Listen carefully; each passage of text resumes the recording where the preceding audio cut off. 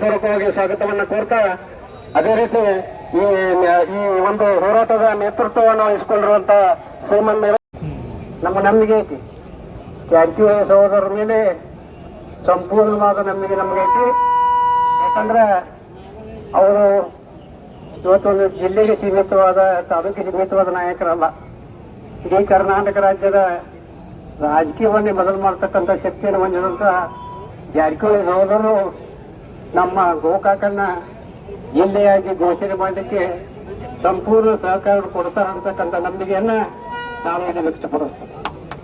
ಯಾಕಂದ್ರೆ ಈ ಹೋರಾಟ ಇವತ್ತಿಂದಲ್ಲ, ಕಳೆದ 40 ವರ್ಷಗಳಿಂದ ಅನೇಕ ರೀತಿಯ ಹೋರಾಟಗಳು ಮಾಡಿದ್ದೀವಿ.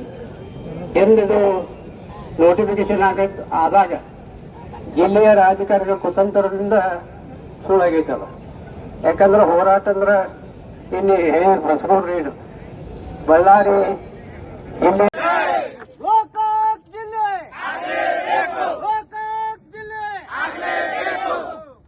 ಈಗ ಮನವಿಯನ್ನು ಗೋಕಾಕ್ ಬಂದ್ ಮಾಡ್ತೀವಿ ಅಂತ ಹೇಳಿ ನಾವು ಪತ್ರಿಕಾಗೋಷ್ಠಿ ಮಾಡಿದ್ದೀವಿ. ಗೋಕಾಕ್ ಬಂದ್ ಮಾಡಿದ್ದೀವಿ.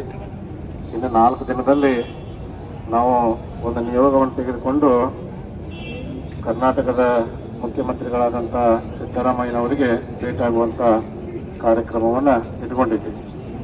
ಅಲ್ಲಿ ಮುಖ್ಯಮಂತ್ರಿಗಳಿಗೆ ಮನವಿಯನ್ನು ಕೊಟ್ಟು ಬಂದ ನಂತರ ಒಂದು 4 ದಿವಸ ಗಡುವು ಕೊಡ್ತೀವಿ. ಆ 4 ದಿವಸ ಗಡುವು ಕೊಟ್ಟು ಮುಂದಿನ ಹೋರಾಟ ಏನಂತಂದ್ರೆ ಇದೇ ಬಸವೇಶ್ವರ ವೃತ್ತ ಆಗಿರ್ಬೋದು.